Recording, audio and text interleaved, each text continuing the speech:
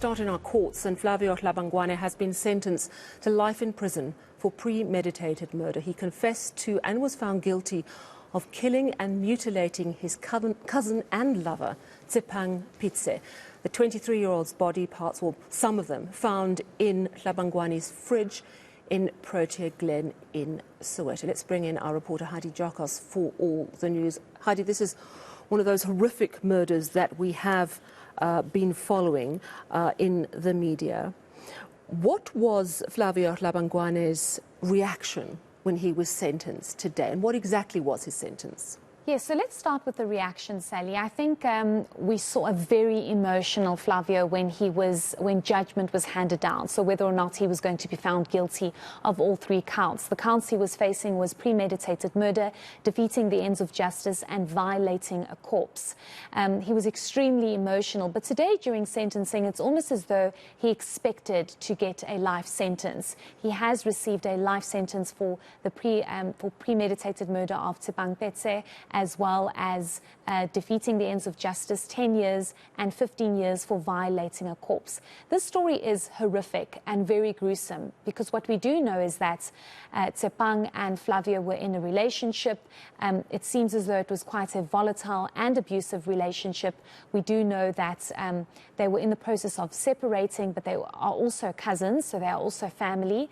And we do know that his girlfriend at the time decided to wake up one morning, and she was looking for food in the freezer to cook, and this is when she discovered parts of Tshepang's body, her arms and her legs. This is, of course, when the story broke. Flavio wasn't home at the time. When he got home, the police were there. He also tried to take his own life because he realized what just unfolded in front of him. And this is, of course, when then he was arrested. He has, of course, been found guilty and sentenced. And it's gruesome, Sally, because we do know that the family had to actually get it out of Flavio, where the rest of the body parts were of Tshepang, and the torso is still missing. But I want us to listen to what the judge had to say when handing down sentencing. He spoke about how this is despicable and disgusting, given what is happening in this country when it comes to women. Let's listen to what the judge said and the sentencing. Mr. Flavio Hlabangwane is sentenced as follows.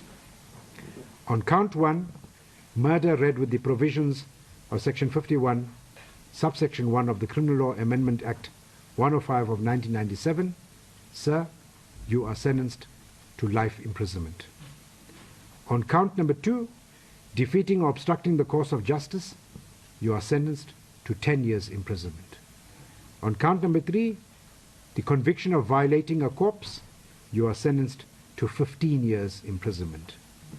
Considering that the prescribed minimum sentence for the murder on count 1 is life imprisonment, all determinate sentences of incarceration imposed by the court will, in terms of Section 39, subsection 2A, Roman numeral 1 of the Correctional Services Act 111 of 1998, run concurrently with the sentence of life imprisonment.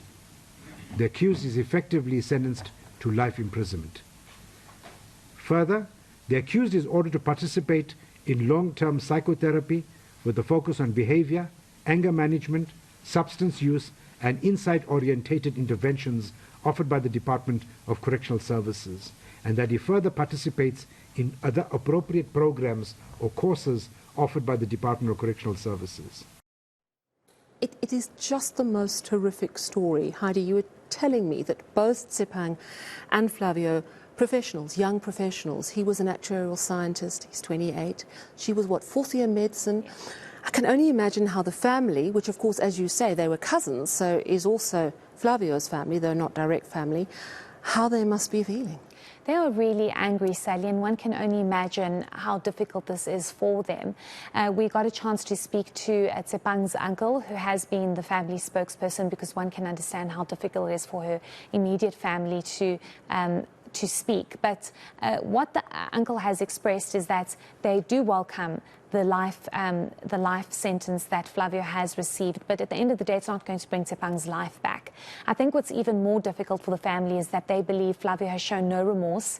He has not been truthful as to what really happened, when Tshepang lost her life. We do know that he indicated there was a fight that broke out, she fell and knocked her head, and this is how she lost her life. But the issue is here, you dismembered her in the process, and this is what the family's finding it very difficult to accept. Also the fact that they had to bury Tshepang. They couldn't bury her whole body because her torso is still missing, and the family feels that Flavio needs to come out with the truth as to where the torso is. He has been directing the police to the various body parts, but he has not been honest to where the rest of the body is, which is obviously very difficult for the family. Let's listen to what the uncle had to say. We have decided to accept that, even if he can receive death sentence, he's not going to bring back Tshepang. Now we cannot say anything. As a family, we feel very relieved that the sentence has been served, but we are still waiting for the torso to be discovered. Now we cannot say anything. Because we have actually buried the parts, not the whole body. So if we can actually get the torso, we'll be satisfied. Though he has actually been given life sentences, but we still feel that he must actually disclose where he actually buried the torso. I mean, one can only imagine that this has ripped a massive family apart, because not only those directly related to Tshepang Pitse, but also they are all related to Flavio. Did he have any family in court today? Yes, Sally, so we do believe that his mother has been in attendance throughout the trial, but she's obviously been hiding and undercover because it's obviously very difficult to see a son like that. Absolutely. The NPA is not done here, though, and is that because of the missing torso? Yes. So Flavio did direct the authorities to the head, which had been buried somewhere else. Am I right? Yes. So what we do know is that Flavio directed the police to Tshepang's head. It's very difficult to actually speak about this story because I just can't imagine how you can bury somebody in one spot and another. But we do know that he directed the police to Tshepang's head, which was found in a ditch with a rock covering it. The hands and the legs were in the freezer. This is where his then girlfriend was able to identify that this is a body. But the torso is still missing, and the NPA has made it very clear that they will continue to investigate and try get as much information as possible from Flavio.